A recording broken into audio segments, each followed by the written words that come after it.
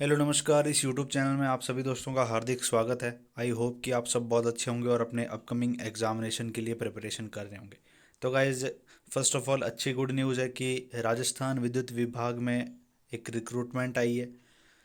Junior accountant, junior legal officer, assistant personal officer, junior assistant, commercial assistant, stenographer. तो guys, इसके बारे में हम इस वीडियो में डिटेल डिस्कशन करेंगे। एलिजिबिलिटी क्या है, एज क्राइटेरिया क्या है, सिलेबस क्या होगा और एग्ज़ाम पैटर्न किस तरह से होगा। तो गाइज, सब कुछ हम डिटेल में डिस्कशन इस वीडियो में करने वाले हैं, तो लास्ट तक इस वीडियो में बने रहिएगा।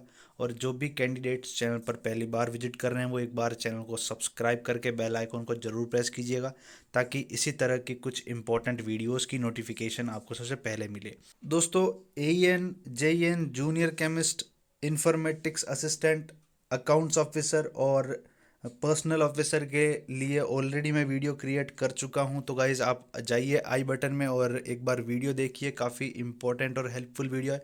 वहां मैंने दोस्तों डिटेल में डिस्कशन किया है एलिजिबिलिटी क्राइटेरिया और एज क्राइटेरिया और जो सिलेबस वगैरह है वो मैंने डिटेल में डिस्कशन किया। तो आप जाइए एक बार वो वीडियो भी ज़रूर देखिएगा, ठीक है। अब बात करते हैं कि शॉर्ट नोटिफिकेशन के बारे में पहले बात करेंगे दोस्तों, उसके बाद हम डिटेल में जाएंगे, ठीक है। सबसे पहले शॉर्ट नोटिफिकेशन ओपन करते हैं। दोस्तों, ये जो शॉर्ट नोटिफिकेशन है और जो डिटेल नोटिफिकेशन है, उन दोनों का लिंक आपको डिस्क्रिप्शन बॉक्स में मिल जाएगा। आप वहाँ पर क्लिक करके इजीली दोनों डाउनलोड कीजिएगा और अपने अकॉर्डिंग देख लीजिएगा, ठीक है। सबसे पहले दोस्तों, यहाँ पर 5 कंपनियां हैं। राजस्थान राज्य विद्युत प्रसारण निगम लिमिटेड, राजस्थान राज्य विद्युत उत्पादन निगम लिमिटेड, जयपुर विद्युत वितरण निगम लिमिटेड, अजमेर विद्युत वितरण निगम लिमिटेड और जोधपुर विद्युत वितरण निगम लिमिटेड। अब गाइज, यहाँ पर 5 पोस्ट है अलग अलग। एक तो असिस्टेंट पर्सनल ऑफिसर की, जूनियर लीगल ऑफिसर की, जूनियर अकाउंटेंट की, स्टेनोग्राफर की और जूनियर असिस्टेंट कॉमर्शियल असिस्टेंट की। तो गाइज, यहाँ पर ये अलग अलग 5 कंपनियां हैं, आप देख सकते हैं। और अगर टोटल वैकेंसीज की बात करूँ तो 1295 वैकेंसीज ये हैं टोटल, ठीक है। अब यहाँ पर अगर ऑनलाइन रजिस्ट्रेशन की दोस्तों बात की जाए तो आप अप्लाई कर सकते हैं 2 मार्च से, और लास्ट डेट है एप्लीकेशन की वो है 22 मार्च, ठीक है। आगे चलते हैं दोस्तों। अब डिटेल नोटिफिकेशन के बारे में डिस्कस करते हैं। दोस्तों, हम डिटेल नोटिफिकेशन पे आ चुके हैं। 22 फरवरी का ये नोटिफिकेशन है, आप देख सकते हैं यहाँ पर डेट भी मेंशन कर रखी है। यहाँ पर दोस्तों हम इम्पॉर्टेंट पॉइंट्स के बारे में थोड़ा डिस्कस करेंगे। वैकेंसीज आप देख लीजिएगा अपने अकॉर्डिंग कि कहाँ कहाँ कितनी वैकेंसीज है और किस डिपार्टमेंट में कितनी वैकेंसीज है, ठीक है। यहाँ पर दोस्तों फर्स्ट ऑफ ऑल मैं बात करना चाहूँगा एजुकेशनल क्वालिफिकेशन के बारे में। एजुकेशनल क्वालिफिकेशन दोस्तों आप देखिएगा, क्योंकि अलग अलग डिपार्टमेंट के लिए अलग अलग एजुकेशनल क्वालिफिकेशन है। तो अगर मैं एक एक चीज़ यहाँ पर अगर एजुकेशनल क्वालिफिकेशन के बारे में बताऊँगा आपको तो काफ़ी दोस्तों टाइम चला जाएगा और वीडियो काफ़ी लंबा हो जाएगा, ठीक है। तो यहाँ पर सबसे पहले तो आप इसका स्क्रीनशॉट लीजिए जो मैं पोस्ट आपको बता रहा हूँ। असिस्टेंट पर्सनल ऑफिसर के लिए आप एक बार इसका स्क्रीनशॉट लीजिए और अपने अकॉर्डिंग एक बार इसको देखिएगा, ठीक है। और अगर कोई एजुकेशनल क्वालिफिकेशन में अगर आपको कोई डाउट हो तो गाइस कमेंट बॉक्स में ज़रूर कमेंट कीजिएगा, वहाँ पर आपको रिप्लाई ज़रूर मिलेगा। तो आपने I think assistant personal officer के लिए एजुकेशनल क्वालिफिकेशन का स्क्रीनशॉट ले लिया होगा। उसके बाद जूनियर लीगल ऑफिसर के लिए भी आप स्क्रीनशॉट लीजिए दोस्तों, और जूनियर अकाउंटेंट के लिए काफ़ी कुछ एजुकेशनल क्वालिफिकेशन में यहाँ पर देखा जाएगा दोस्तों। आप एक बार देखिए दोस्तों, इसका इसका भी एक स्क्रीनशॉट लीजिएगा। आप एक बार स्क्रीनशॉट लीजिए दोस्तों इसका। उसके बाद नीचे चलते हैं दोस्तों, यहाँ पर एक स्क्रीनशॉट ये भी लीजिए। अब बात करते हैं स्टेनोग्राफर की। तो स्टेनोग्राफर में भी आप स्क्रीनशॉट ले सकते हैं, लीजिए दोस्तों। एक मिनट, बहुत लंबा चौड़ा एजुकेशनल क्वालिफिकेशन रखा गया है यहाँ पे। जूनियर असिस्टेंट कॉमर्शियल असिस्टेंट का भी आप एक बार स्क्रीनशॉट लीजिए दोस्तों। आई होप आप सब ने स्क्रीनशॉट ले लिया होगा। अगर दोस्तों बात की जाए सेकंड पॉइंट की, तो यहाँ पर सेकंड पॉइंट मोस्ट इम्पॉर्टेंट है। जो कैंडिडेट्स फाइनल ईयर में हैं वो यहाँ पर अप्लाई कर सकते हैं, बशर्ते कि उनका जो रिज़ल्ट है वो डॉक्यूमेंट वेरिफिकेशन के टाइम आ जाना चाहिए। यानी कि जब आपका डॉक्यूमेंट वेरिफिकेशन होगा उस टाइम आपकी मार्कशीट चेक की जाएगी कि आपके एग्रीगेट परसेंटेज कितने हैं, ठीक है। तो ख़ास तौर पे ध्यान रखिएगा कि आप अप्लाई कर सकते हैं जो कैंडिडेट फाइनल ईयर में हैं। बशर्ते कि आपका जो रिज़ल्ट है वो डॉक्यूमेंट वेरिफिकेशन से पहले पहले आ जाना चाहिए। अब बात करते हैं दोस्तों एज क्राइटेरिया के बारे में। तो मिनिमम एज 18 साल है और मैक्सिमम एज आपकी 40 साल है, ठीक है। और ये जो एज कैलकुलेट होगी वो 1 जनवरी 2022 को बेस मान करके कैलकुलेट की जाएगी। यहाँ पर दोस्तों कुछ कैंडिडेट्स के लिए रिलैक्सेशन भी रखा गया है। यहाँ पर आप देख लीजिएगा एक बार कि however as direct recruitment in previous years has या have not been done for different duration in different निगम्स। तो गैस उनके लिए जो एज है उसमें थोड़ा रिलैक्सेशन रखा गया है। यहाँ पर दोस्तों आप देख लीजिएगा डिफरेंट डिफरेंट पोस्ट के लिए अलग अलग एज रिलैक्सेशन आप यहाँ पर देख सकते हैं और निगम भी आप यहाँ पर देख सकते हैं, ठीक है। उसके बाद कैटेगरीज को अलग अलग एज रिलैक्सेशन रखा गया है। आप अपने अकॉर्डिंग इस नोटिफिकेशन को देख लीजिएगा, लिंक आपको डिस्क्रिप्शन बॉक्स में मिल जाएगा। अब कुछ इंपॉर्टेंट टॉपिक्स के बारे में बात कर लेते हैं। एक बार नीचे चलते हैं दोस्तों, एग्जामिनेशन फीस आई थिंक यहाँ पर देख लेते हैं हम। एक मिनट दोस्तों। ये तो आपको मैंने बता ही दिया दोस्तों कि 2 मार्च से ये जो फॉर्म है वो स्टार्ट हो रहे हैं और 22 मार्च तक आप अप्लाई कर सकते हैं। 1 मिनट दोस्तों। जी हाँ दोस्तों, एप्लीकेशन फ़ी की अगर बात की जाए तो जनरल कैटेगरी के जो कैंडिडेट्स हैं जिनकी पारिवारिक इनकम 2.5 लाख से अधिक है तो उनके लिए 1600 रुपये यहाँ पर एग्ज़ामिनेशन फ़ीस है इंक्लूडिंग जीएसटी।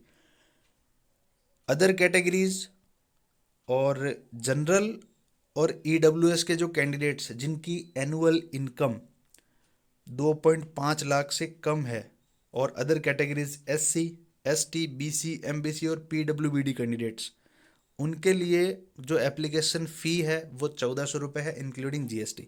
आगे चलते हैं दोस्तों, कुछ इंपॉर्टेंट पॉइंट्स और देख लेते हैं। काफ़ी डिटेल में ये नोटिफिकेशन दिया गया है। अब हम बात करेंगे सिलेक्शन प्रोसेस के बारे में कि एग्ज़ामिनेशन, जी हाँ दोस्तों, आगे selection procedure and preparation of merit, ठीक है। तो यहाँ पर सबसे पहले इन तीनों चीज़ों के बारे में बात करेंगे जो कि असिस्टेंट पर्सनल ऑफिसर हो गया, जूनियर लीगल ऑफिसर और जूनियर अकाउंटेंट के बारे में। तो गाइज सबसे पहले तो आपको बता दूं कि असिस्टेंट पर्सनल ऑफिसर के लिए यहाँ पर 2 पार्ट होंगे, पार्ट ए और पार्ट बी। पार्ट ए में 2 सेक्शन है। जो पार्ट ए है दोस्तों उसके लिए 60% वेटेज रहेगा। आपको यहाँ पर क्लियरली मेंशन कर रखा है कि 60% वेटेज जो है वो पार्ट ए का रहेगा। और पार्ट ए में 2 सेक्शन होंगे, सेक्शन ए और section B. Guys section A का आप नोट कर लीजिए, इसका या तो स्क्रीनशॉट ले लीजिए या फिर डिटेल नोटिफिकेशन में आप जा करके देख लीजिएगा कि क्या क्या सिलेबस है। यहाँ पर काफ़ी पॉइंट्स दे रखे हैं। सेक्शन बी में दोस्तों आप देख लीजिएगा कि ये सिलेबस आपका रहेगा, ठीक है। तो ये 2 सेक्शन आपके पार्ट ए में रहेंगे और पार्ट बी जो है वो आपका 40% वेटेज का होगा, जिसमें आपके reasoning and mental ability, mathematics, general knowledge and everyday science, Hindi general और इंग्लिश जनरल सब्जेक्ट रहेंगे 5। और इसका जो वेटेज होगा वो 40% का होगा। और यहाँ पर इनका सिलेबस भी दे रखा है। जो इसमें रीजनिंग और मेंटल एबिलिटी आएगी उसमें analytical reasoning, number series, letter series, odd man out, coding decoding, shapes and mirror image and clocks. तो ये आपका रीजनिंग का सिलेबस है। उसके बाद मैथमेटिक्स में 10th लेवल की मैथमेटिक्स यहाँ पर मेंशन की गई है। जनरल नॉलेज में आपके करंट अफेयर्स वगैरह और जो राजस्थान स्टेट है उसको ज़्यादा फोकस, उस पर ज़्यादा फोकस किया जाएगा, ठीक है। उसके बाद नेशनल हो गया, इंटरनेशनल हो गया, पर्सन एंड प्लेसेस हो गए जो रिसेंट न्यूज़ में है। उसके बाद games and sports, science, Indian history, civics, geography, Indian polity with special reference to Rajasthan. उसके बाद हिंदी जनरल में आपकी हिंदी ग्रामर और लैंग्वेज आएगी क्लास 10th के लेवल की। उसके बाद इंग्लिश जनरल में आपकी इंग्लिश ग्रामर और लैंग्वेज आएगी क्लास 10th लेवल की, ठीक है। तो ये आपका सिलेबस हो गया असिस्टेंट पर्सनल ऑफिसर का। उसके बाद दोस्तों अब आगे चलते हैं, अब बात करते हैं जूनियर लीगल ऑफिसर की। तो जूनियर लीगल ऑफिसर में भी पार्ट दो पार्ट में ये एग्जामिनेशन कंडक्ट होगा, पार्ट ए और पार्ट बी। तो गाइस पार्ट ए आपका 60% वेटेज का है और पार्ट बी आपका 40% वेटेज का है। यहाँ पर आप 3 पॉइंट को आपको स्क्रीनशॉट ले करके आपको इन 3 पॉइंट को रेडी करना है जो आपका 60% वेटेज का होगा। सेकंड पार्ट जो है वो आपका 40% वेटेज का है, वो सेम एज जैसा कि असिस्टेंट पर्सनल ऑफिसर के लिए हमने बताया था, रीजनिंग, मैथ और जनरल नॉलेज वगैरह वो सेम सिलेबस है आई थिंक, ठीक है। तो यहाँ पर कुछ ज़्यादा फ़र्क है नहीं, ओनली फॉर पार्ट ए का फ़र्क है। जूनियर अकाउंटेंट में दोस्तों आपके पास 5 पॉइंट है, आप इनको नोट डाउन कीजिएगा। 60% वेटेज आपका इनका रहेगा। एक बार दोस्तों आप इसका स्क्रीनशॉट ले लीजिएगा, ठीक है। उसके बाद 40% जो वेटेज है वो आपके reasoning math general knowledge Hindi और इंग्लिश का है। तो यहाँ पर एक बार देख लेते हैं सिलेबस में कुछ फ़र्क तो नहीं है दोस्तों, कुछ ज़्यादा फ़र्क भी नहीं है। जो आपका पार्ट बी का जो सिलेबस है वो सेम है इन तीनों पोस्ट के लिए, जूनियर अकाउंटेंट के लिए, और ये आपका जो जूनियर लीगल ऑफिसर के लिए, और personal personal assistant personal officer के लिए। तो इन तीनों के लिए जो पार्ट बी का जो सिलेबस है वो सेम है, रीजनिंग, मैथ, इंग्लिश, जीए और हिंदी, ठीक है। ये आपके 40% का वेटेज पार्ट बी में इनका रहेगा। और पार्ट ए का आप स्क्रीनशॉट ले ही चुके होंगे, तो आप उसके अकॉर्डिंग आप अपना जो सिलेबस है वो तैयार कीजिएगा। अगर यहाँ पर एक और इम्पोर्टेंट पॉइंट की बात की जाए तो काफ़ी सारे कैंडिडेट्स के मन में ये डाउट रहता है कि इसमें नेगेटिव मार्किंग रहेगी या फिर नहीं रहेगी। तो गाइज़ यहाँ पर नेगेटिव मार्किंग है। यहाँ पर पार्ट बी में क्लियरली मेंशन कर रखा है कि there will be negative marking for each wrong answer. उसके बाद आपको सिक्योर मिनिमम पासिंग मार्क्स भी लाना बहुत ज़रूरी है। जो जनरल कैटेगरी से हैं कैंडिडेट्स वो 30% मार्क्स तो आपको ईच पार्ट में लाना होगा, चाहे पार्ट ए हो या फिर पार्ट बी हो, इन दोनों में आपको 30% मार्क्स लाना जरूरी है जनरल कैटेगरी के कैंडिडेट्स। जो अदर कैटेगरीज हैं जैसे कि SC ST BC EWS MBC ex serviceman PWBD candidates जो इन कैटेगरी में आते हैं, तो 20% मार्क्स आपको एटलीस्ट ले करके आना है। मिनिमम मार्क्स आपको 20% मार्क्स ले करके आना है, पार्ट ए हो या फिर पार्ट बी हो, ठीक है। और पार्ट ए और पार्ट बी यहाँ पर दोस्तों ये दे रखा है कि पार्ट ए और पार्ट बी दोनों को मिला करके आपकी जो फाइनल मेरिट है वो तैयार होगी। आगे चलते हैं दोस्तों, अब बात करते हैं stenographer and junior assistant commercial assistant के बारे में। सबसे पहले स्टेनोग्राफर की बात कर लेते हैं। यहाँ पर 2 फेज़ होंगे। फेज़ 1 दोस्तों आपका 40% वेटेज का होगा, जिसमें reasoning, mental ability, mathematics, general knowledge, Hindi और इंग्लिश रहेंगे, ठीक है। और इसका सिलेबस भी आपको नीचे मेंशन कर रखा है कि ये 10th लेवल की तो मैथमेटिक्स आपकी पूछी जाएगी, और वही सेम सिलेबस है जो कि ऊपर जूनियर अकाउंटेंट में भी था। आप रीजनिंग का एक बार देख लीजिएगा, जनरल नॉलेज, हिंदी और इंग्लिश में आप देख सकते हैं, ठीक है। अब आते हैं दोस्तों सेकंड फेज पे। तो सेकंड फेज आपका 60% वेटेज का होगा। यहाँ पर आपके 2 पेपर होंगे। टाइम ड्यूरेशन आप देख सकते हैं कि इंग्लिश के लिए आपको 70 मिनट्स मिलेंगे, 100 मार्क्स होगा, ठीक है। और हिंदी के लिए आपको 80 मिनट्स मिलेंगे, 100 मार्क्स होगा। हम 100 मार्क्स का यही यही पेपर होगा। अब यहाँ पर ये दे रखा है कि 60% वेटेज, यानी कि 200 नंबर जो है ये उसका 60% वेटेज होगा, यानी कि 120 मार्क्स का ये टोटल पेपर होगा फेज़ 2, ठीक है, स्टेनोग्राफर के लिए। हिंदी और इंग्लिश दोनों पेपर आपके यहाँ पर कंडक्ट होंगे। आगे चलते हैं दोस्तों, अब बात करते हैं जूनियर असिस्टेंट कॉमर्शियल असिस्टेंट की। यहाँ पर दोस्तों 2 फेज़ होंगे। फेज़ 1 यहाँ भी 40% वेटेज रखेगा। यहाँ पर जो सब्जेक्ट होंगे reasoning, math, general knowledge, Hindi और इंग्लिश, ठीक है। जो फेज़ 1 है वो जो रीजनिंग, मैथ, जनरल नॉलेज और हिंदी इंग्लिश का जो सिलेबस है वो लगभग लगभग सब में सेम ही है, ठीक है।